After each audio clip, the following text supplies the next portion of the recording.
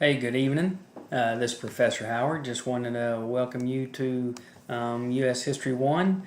Wanted to talk a little bit about why Spain is the one that bumped into the Americas. Whatever, not so much really out of brilliance, maybe out of greed, maybe out of ambition, but it was certainly inadvertent. It was serendipitous, if you want to think of it that way. But accidental may be a better term for it. So anyway, why was it Spain, and why was it not somebody like China or Japan, or what about Britain or France or maybe Holland? What about some other countries that did some exploring, especially even China, because they ruled and dominated Indian Ocean trade. Zheng He of the 14th and 15th century was just really powerful, dominant trader, and his ships would hold all three of the Nina, the Pinta, and the Santa Maria within one of his ships. He had large cargo ships, and so as we think about why was it Spain and not somebody like China or something like that? That's a great question. And I want us first of all to think about the historical context at the time. Think about ancient history. Westerners tend to think about Greece and Rome and the legacy there, which is very powerful. It shaped Western culture. But then when we think of, but that's really tends to be what Westerners think of when they think of the ancient world. They don't think of what's going on out there in China during that period of time. And China has established this just an incredible government system, empire, dynasties, the traditional culture, traditional Chinese culture, and they become very comfortable with it. They have everything that they want. They don't need anything from Europe. Europe doesn't really have anything they want.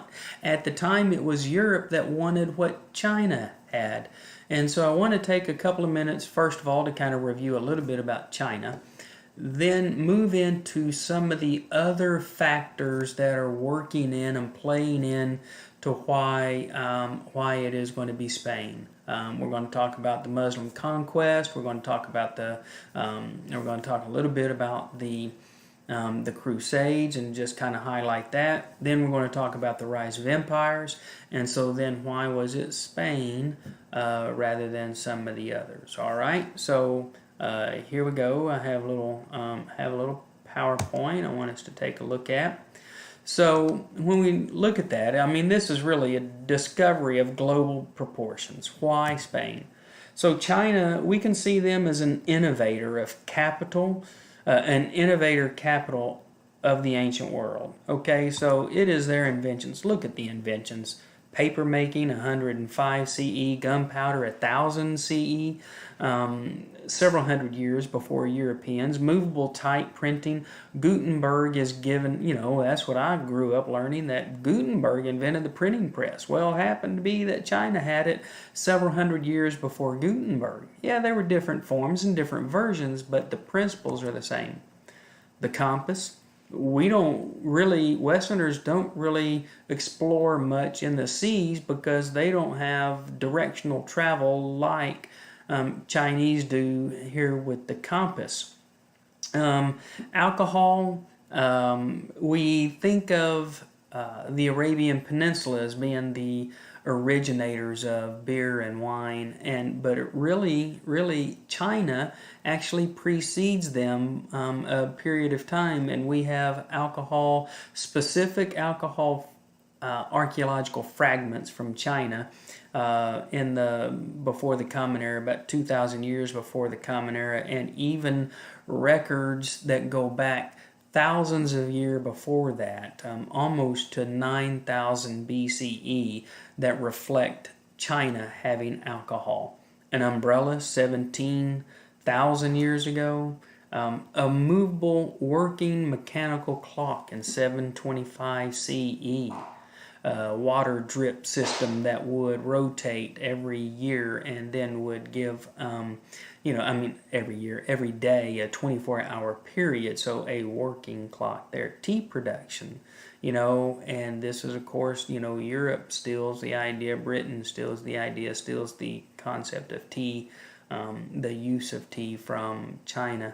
Silk, 6,000 years ago, the precious material. They kept that a secret until well into the 13th, 14th centuries, when even Marco Polo's uncle was caught stuffing silkworms down a hollow shaft of a staff that he had in order to sneak those back. And so that's that corporate espionage and the theft of intellectual property rights from Europe. Europe doing that to China, not China doing that to Europe. So let's put some of those things in perspective. We think that China is a major threat to our intellectual property and technology today, and there is a concerted effort on their part to do so. But, maybe it's a turnabout's fair play, maybe.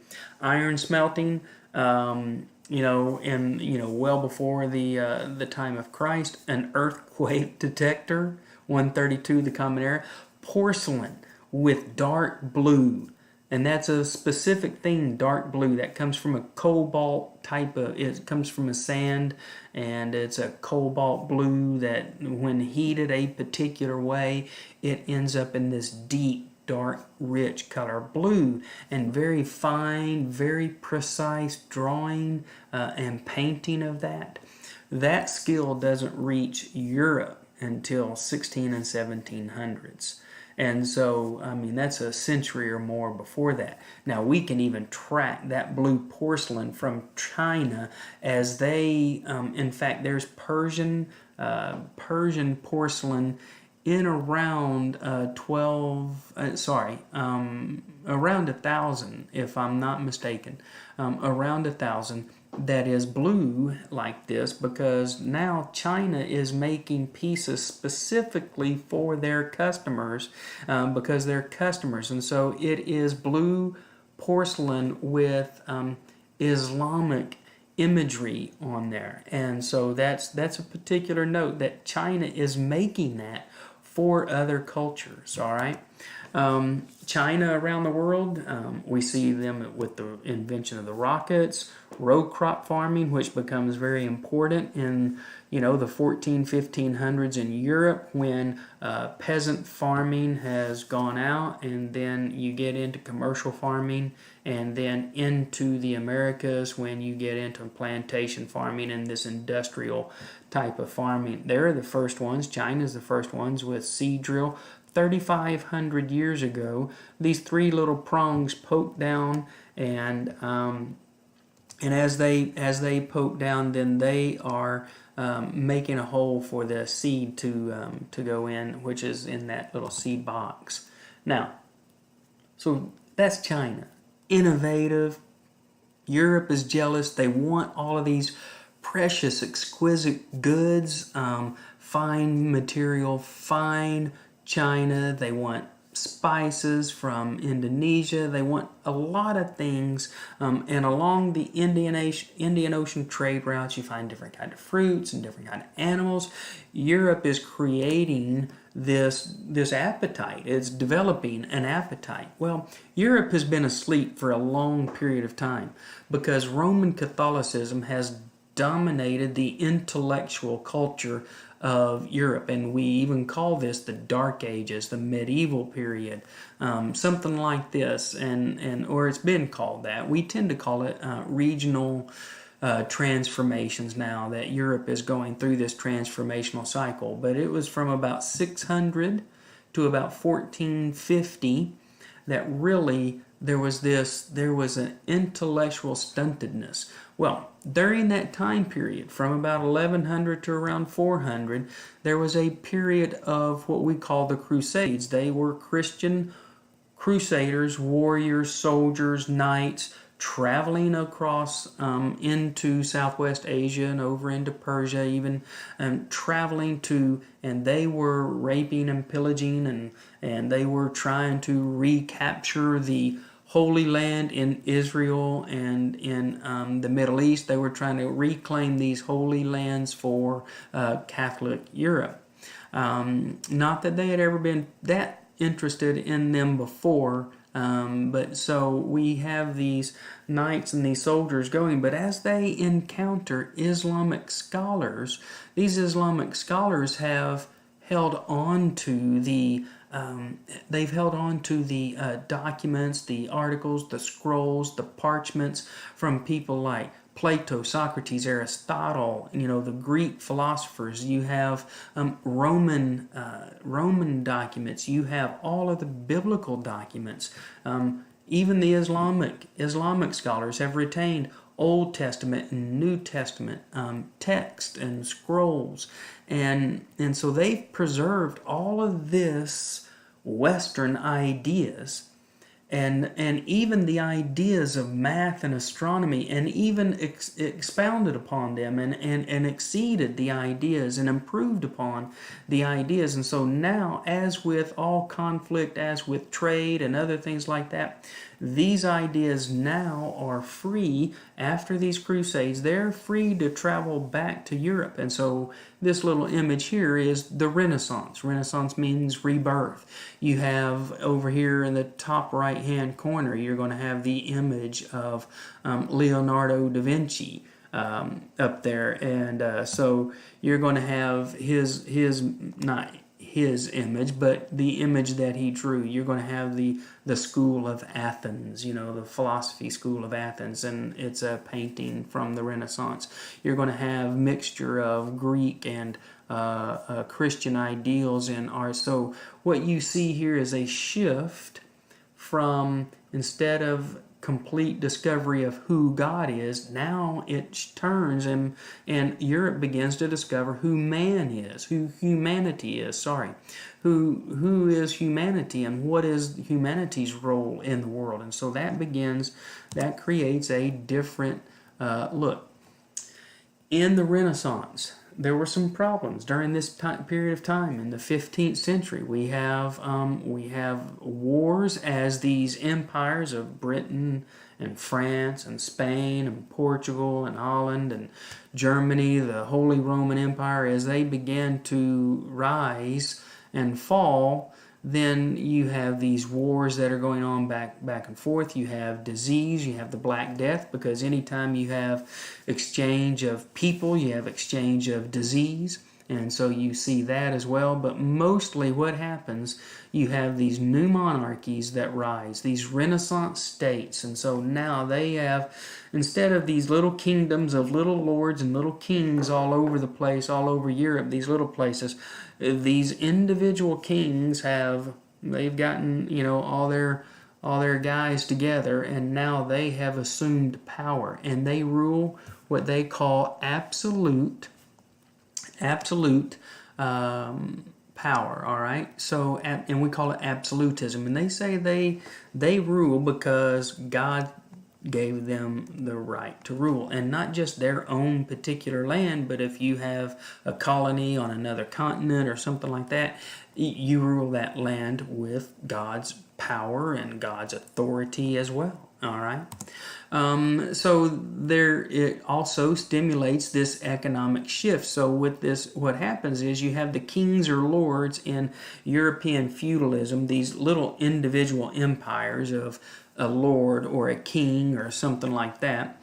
And so that lord or king would be able to have the nobles and the knights and the peasants, but that kind of is on the way out, or that is on the way out. But what happens to all these peasants? Well, they farm open lands. They, if they have a skill or something like that, they try to turn that into a business, but they don't have money for that business. And so with the rise of merchants and bankers, so merchants will sell their goods in the store, but then also you might need some money to get started. And so this is not the birth of capitalism, but it is in the very early stages of where capitalism begins to arise, where there is a supply and demand and that type of thing, okay?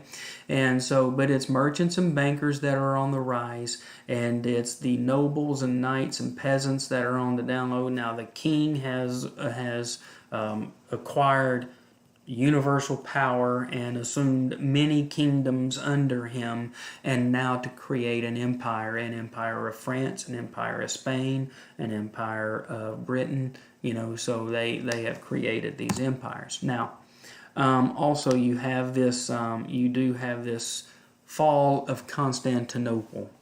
This is a big deal.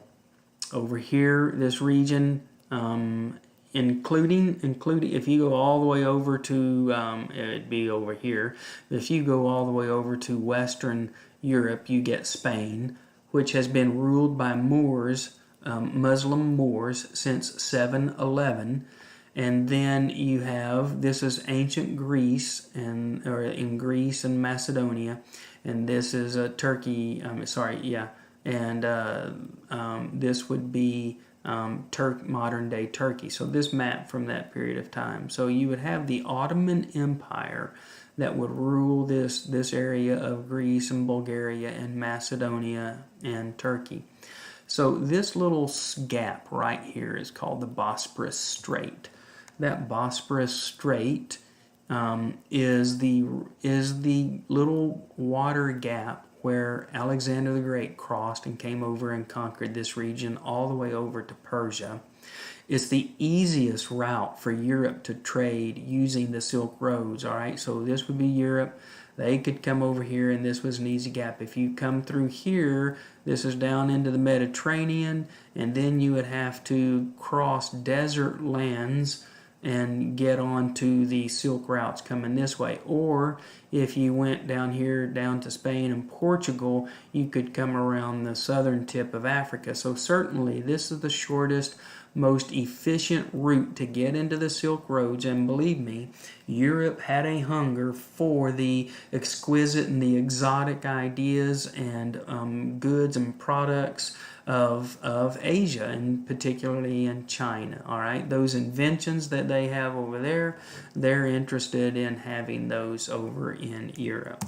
So let me just real quickly just kind of give you a little pick of Indian Ocean trade. And so as we look at that, of course, right up here is going to be the Bosporus, right? So the Ottoman Empire.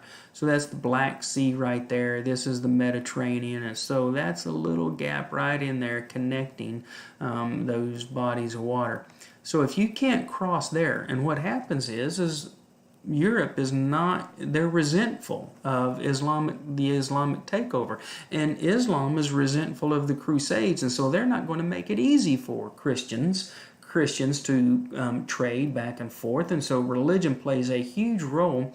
And essentially, the Ottomans cut off trade across the Bosporus right here, and allowing Europe to get into these Silk Roads, in which are these little red dots, these Silk Roads coming over to, and it's a series of highways coming over to China.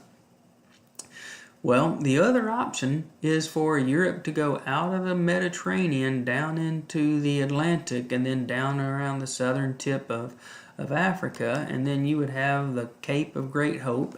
These are treacherous waters. I know this looks pretty calm here. The day I saw it and flew over it, it was pretty rough. But you can see different colors of water here. There's different temperatures of water, and so the currents are bad, and the day I saw it, there were 15 to 20 foot waves that looked like two oceans just crashing together, two walls of water. It was very rough seas the day I saw it. Here you have, but here's the deal.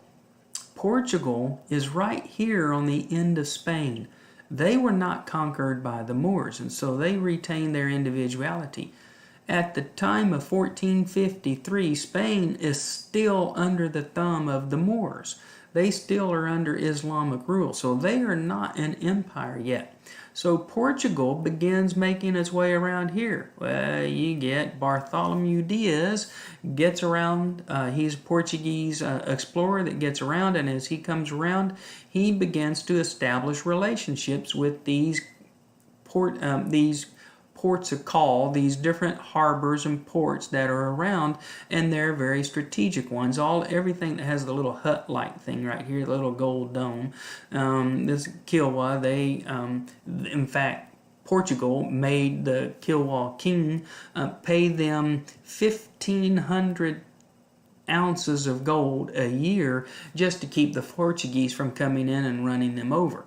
Eventually, they have a downfall, and Portuguese take those over. So, take them over anyway. It kind of is the way it works. This is the Safavid Empire. It's important because there's salt that needs to be traded, but the Persians want to trade silk, and the Portuguese want to trade salt, and so they agree to. And so there is an agreement that is made here.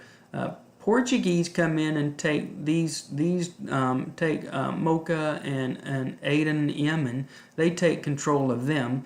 They try for control here, but they don't. They lose the Strait of Hormuz right in here. The Strait of Hormuz right here, and the Safavid are the ones that have conquer that.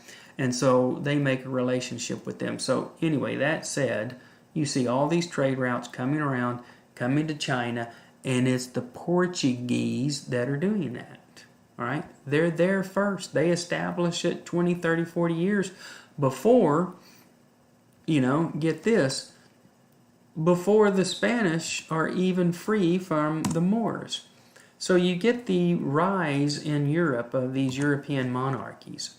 Spain, you get Ferdinand and Isabella in 1492. If that number sounds familiar, that was the same year that Columbus set out for the Americas. Well, Ferdinand and Isabella were the leaders of Spain at the time that were able to lead, and they completed a 10-year war, finished a 10-year war, and overthrew the Moors from rule over them. Here is a Moorish priest offering tribute now to Ferdinand and Isabella. And so Ferdinand and Isabella have completed the Reconquista of Spain. Henry VII was the first Tudor king. So England is not in a position yet. Yes, you have some boats, Henry Drake and Prince Henry, the Navigator, and you have some other explorers there, but you don't really have an entourage or a navy as of yet. And then you have Charles VIII, the King of France, who has taken over from his father Louis, who was more concerned about building Versailles, and he was not really concerned about building a navy or something like that. He wanted to build the biggest and the best. And so what happens is this increasing power. Now they want to compete with each other. Which is the best way to rule? So they want to be the best empire possible, and there is all kind of rivalry and intrigues. There are marriages from one kingdom, like from Germany or from Russia, or other things like this, back and forth from Bulgaria and Hungary, Austria. So you have all of these intrigues and relationships going on, and so what happens is basically, for Spain, they become the first ones capable of being able to launch some kind of exploration in competition with Portugal. But Portugal has beat them around Africa. And because they have beat them around Africa, then Columbus and the others say, really the only way is west. So as Europe continued its rise from the slumber of what former historians called the Dark Ages or the medieval period, and because of Portugal's control of the Indian Ocean trade with China and other European powers, Spain, England, and Holland were left with one option: to travel west. It was not so much brilliance as it was serendipitous good fortune for them. Bad fortune for the natives. And China, Europe didn't have anything they wanted. They had what Europe wanted, and so Europe was coming to them. Why go and travel? All right. Spain arrived first and wreaked havoc on Meso and South America, although they explored North America and they settled in Florida and also in the Southwest. This really leaves the North and the East wide open for the British, and that's who we're going to get to next week. All right. So thank you for your time. Thank you for your time tonight. Glad to be in with you a little bit. And you have any questions, comments, whatever, please let me know. Have a great week.